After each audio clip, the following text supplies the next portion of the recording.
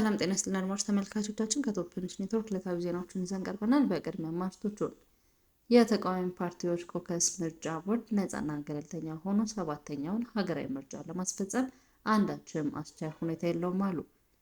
የደሞዝ ጥያቄ ህጋዊ ነው፣ አጣጥመን ለመሄድ እንሞክራለን ሲሉ ጠቅላይ ሚኒስትር አብይ አህመድ ተናገሩ። በኢትዮጵያና ኬንያ የድንበር አካባቢ የሚስተዋሉ የጸጥታ ችግሮችን በዘላቂነት ለመፍታት በኬንያ ውይይት ተካሄደ። የዩኤስአይዲ ድጋፍ መቋረጥ መንግስት ከራሱ ካዝና ለጤናው ዘርፍ ከፍተኛ በጀት እንዲመድብ እንዳስገደደው ተገለጸ። በኬንያ መዲና ናይሮቢ የሚገኙ ዋና ፖሊስ ጣቢያ ኃላፊ በፖሊስ ቁጥጥር ስር ሳለ ከተገደለው ወጣት ጦማሪ ጋር በተያያዘ መታሰራቸውን ገለልተኛ መርማሪዎች ገለጹ። የተቃዋሚ ፓርቲዎች ኮከስ ምርጫ ቦርድ ነፃና ገለልተኛ ሆኖ ሰባተኛውን ሀገራዊ ምርጫ ለማስፈጸም አንዳችም አስቻይ ሁኔታ የለም አሉ። የስድስት ተቃዋሚ ፓርቲዎችን ያካተተው የኢትዮጵያ ተቃዋሚ ፓርቲዎች ኮከስ ምርጫ ቦርድ ነፃና ገለልተኛ ሆኖ ሰባተኛውን ሀገራዊ ምርጫ ለማስፈጸም አንዳችም አስቻይ ሁኔታ የለም አሉ። ኮከሱ ሰኔ 2 2017 ዓ.ም በወጣው መግለጫ የምርጫ ቦርድን በወገንተኝነትና ለገዢው ፓርቲ በታዛዥነት ከሷል። በዚህም የገዢው ፓርቲ አሸናፊነት አስቀድሞ የሚታወቅ ነው ብሏል። መግለጫው የኢትዮጵያ ብሔራዊ ምርጫ ቦርድ ከነባር አመራሮቹ ሶስቱን ለመቀየር ጫፍ መድረሱን እያሳወቀ ነው ብሏል።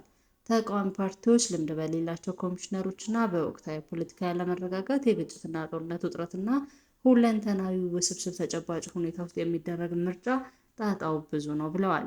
በመሆኑም በዚህ ተጨባጭ እውነታ ምርጫ ቦርድ ነፃና ገለልተኛ ሆኖ ምርጫውን ለማስፈጸም አስቻይ ሁኔታ የለም ያለው ኮከሱ ጉዳዩ ወደ ከፋ አደጋና ትርምስ እንዳይገባ በእጅጉ የሚያሳስብና የሚያሰጋ ነው ሲሉ በአጽንኦት ገልጸዋል።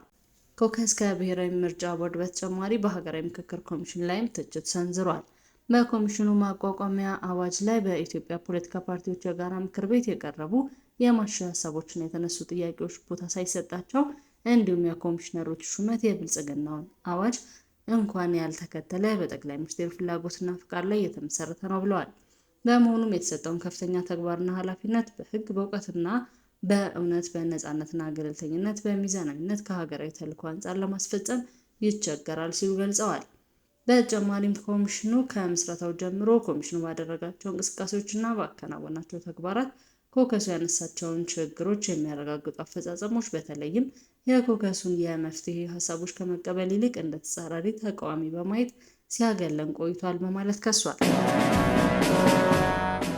የደሞዝ ጥያቄ ህጋዊ ነው፣ አጣጥመን ለመሄድ እንሞክራለን ሲሉ ጠቅላይ ሚኒስትር አብይ አህመድ ተናገሩ። ጠቅላይ ሚኒስትሩ ከመላው ኢትዮጵያ ከተውጣጡ መምህራን ጋር በተወያዩበት ወቅት የደሞዝ ጥያቄ ህጋዊ ነው፣ አጣጥመን ለመሄድ እንሞክራለን ብለዋል። ለመምህራን ትልቅ ክብር እንዳላቸው የገለጹት ጠቅላይ ሚኒስትሩ እኔ በህይወት እያለሁ መኪናቸውን ነድተው ሃይስኩል በር ላይ አቁመው ሲያስተምሩ ከማየት በላይ ደስታ የለኝም ሲሉ ተናግረዋል። ሰዎች በፖለቲካው መንደር፣ በፌስቡክ እንዲሁም በፓርላማ ነገሮችን አዛብተው ቢያመጡ የሚጠበቅ ነው። መምህራን ግን ነገ የተበላሸ የሀገር ጉዳት ነው ብለዋል። በመሆኑም የመምህራን ሀሳብ የፖሊሲ ግብዓት ጭምር በመሆኑ እያንዳንዱ የሚነሱ ጥያቄዎችና አስተያየቶች በጥንቃቄ እንደሚያዩት ተናግረዋል። አሁን የሚደረገው ውይይትም የይስሙላ ሳይሆን ከልብ የመነጨና ጥቅም የሚገኝበት ይሆናል ብለው እንደሚያምኑ ገልጸዋል። ደሞዝ ቢጨመር፣ ቤት ቢኖር የሰው ልጅ ፍላጎት ገደብ የለውም ያሉት ጠቅላይ ሚኒስትሩ ነገር ግን ለማደግና ለመሻሻል መጓጓት ተገቢ ስለሆነ ሁለቱን አጣጥመን መሄድ እንደሚገባቸው ገልጸዋል። ኢትዮጵያና ኬንያ በሚዋሰኑበት የድንበር አካባቢ የሚስተዋሉ የጸጥታ ችግሮችን በዘላቂነት ለመፍታት ያለመ የውይይት መድረክ በኬንያ ቱርካና ካውንቲ በካኩማ ከተማ ተካሄደ። በውይይቱ በኢትዮጵያ በኩል የደቡብ ኢትዮጵያ ክልል መንግስትና በኬንያ በኩል ደግሞ የቱርካና ካውንቲ የክልል፣ የዞን፣ የወረዳ አመራሮች ተገኝተዋል። እንደ ዳሰነች ወረዳ መረጃ ውይይቱ ሁለቱ ሀገራት በሚዋሰኑበት የድንበር አካባቢዎች ዘላቂ ሰላምን ለማስፈን የሁለቱ ሀገራት ዜጎች ጤናማ የሆነ የድንበር ላይ ግንኙነት ፈጥረው ማህበራዊና ኢኮኖሚያዊ ተጠቃሚነትን ለማረጋገጥ ያለመ ነው። የሁለቱ ሀገራት የመንግስት የስራ ኃላፊዎች፣ የየሀገራቱ ወጣቶች፣ የሀገር ሽማግሌዎችና የሃይማኖት መሪዎች በማስተባበር በድንበር አካባቢ በአርብቶ አደሮች መካከል የሚፈጠሩ ግጭቶችን ለማስቀረት በትብብር መስራት እንደሚገባ በውይይት መድረኩ ተገልጿል። በሁለቱ ሀገራት መንግስታት መካከል መልካም ግንኙነት መኖሩ በመድረኩ የተገለጸ ሲሆን በድንበር አካባቢዎች በሚኖሩ ህዝቦች መካከል የተፈጥሮ ሀብት አጠቃቀምን መሰረት አድርጎ የሚፈጠሩ የጸጥታ ችግሮች በጋራ በመነጋገር መፍታት ያስፈልጋል ተብሏል። የዩኤስአይዲ ድጋፍ መቋረጥ መንግስት ከራሱ ካዝና ለጤናው ዘርፍ ከፍተኛ በጀት እንዲመድብ እንዳስገደደው ተገለጸ። ባለፈው ጥር ወር ወደ ስልጣን የመጡት ዶናልድ ትራምፕ ከወሰዷቸው አበይት ውሳኔዎች መካከል የዩኤስአይዲን ስራ መዝጋት ነው። በዚህም በርካታ ሀገራት ያገኙ የነበረው ድጋፍ እንዲቋረጥ ሆኗል። ከዚህም ጋር ተያይዞ የ2018 በጀት ለፓርላማ የቀረበ መንግስት ለጤናው ዘርፍ ከራሱ ካዝና የመደበው በጀት እንዲጨምር አስገድዶታል። የገንዘብ ሚኒስቴሩ በበጀት ንግግራቸው ወቅት ይህን አረጋግጠዋል። ዝም ባይጠሩም አንዳንድ ሀገራት ድጋፍ በማቋረጣቸው መንግስት ለጤናው ዘርፍ በተለይም ለመድኃኒት ግዢ ከራሱ ከፍተኛ በጀት ለመያዝ ተገዷል ብለዋል። በእርግጥ ሀገራቱ ድጋፉን መልሰው እንደሚጀምሩ እየገለጹ ያሉ ሲሆን ለ2018 በጀት ዓመት መንግስት ለጤናው ዘርፍ በካፒታል ወጪ ከራሱ ቋት 32 ቢሊዮን ብር መድቧል። በተጨማሪም በእርዳታ 16 ቢሊዮን እንደሚገኝ ነው የገለጸው። ይህ ሁኔታ የ2017 በጀት ቀመር ላይ የተለየ ነበር። በ2017 በጀት ዓመት ለጤናው ዘርፍ ተይዞ ከነበረው ካፒታል ወጪ እርዳታ 12.6 ቢሊዮን ከመንግስት ካዝና 4 ቢሊዮን ነበር። በኬንያ መዲና ናይሮቢ ከሚገኝ ዋና ፖሊስ ጣቢያ ኃላፊ በፖሊስ ቁጥጥር ስር ሳለ ከተገደለው ወጣት ጦማሪ ጋር ተያይዞ መታሰራቸው ገለልተኛ መርማሪዎች ገለጹ።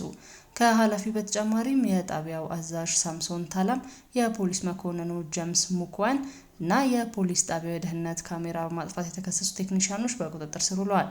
ፖሊስ ጦማሪው አልበርት ኦጁዋንግ የሞተው ጭንቅላቱን ግድግዳ ጋር በማጋጨት ራሱ ላይ ጉዳት በማድረስ ነው ያለ ቢሆንም ይህ በሐኪሞች ውድቅ ከተደረገ በኋላ ሰፊ ቁጣ ተቀስቅሷል።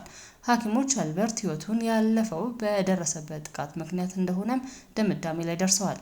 በጉዳዩ ላይ ገለልተኛ ምርመራ መካሄዱን ተከትሎ ቢያንስ በ23 ሰዎች ላይ ምርመራ የተካሄደ ሲሆንም ሌሎች 5 ሰዎችም ከመደበኛ ስራቸው ተነስተዋል። ኢንስፔክተር ዳግላስ ካንጃም ቀደም ሲል የሰጡት መግለጫ የሻሩ ሲሆን በሰራተኞቻቸው የተፈጠረው የተሳሳተ መረጃ መሆኑን በመግለጽ ይቅርታ ጠይቀዋል። አርብ ዕለት ሙክዋን ፍርድ ቤት የቀረበ ሲሆን የዋስትና ችሎት እንደሚሰማበት 1 ሳምንት ጊዜ ድረስ በእስር ላይ ይገኛል። በወንጀል መርማሪዎቹ ለፍርድ ቤት የቀረቡት የመጀመሪያ ደረጃ የምርመራ ውጤት ሙክዋንና ሌሎች ተጠርጣሪዎች የደህንነት ካሜራዎችን ማጥፋት ጨምሮ በኦጁዋንግ ግድያ ሴራ ላይ ተሳትፈዋል እንዳላቸው አመላክቷል። አድማጭ ተመልካቾቻችን ለቶፕ ኒውስ ኔትወርክ ለዕለቱ ያዝናቸው ዜናዎች እነዚህ ነበሩ። መልካም ቆይታ።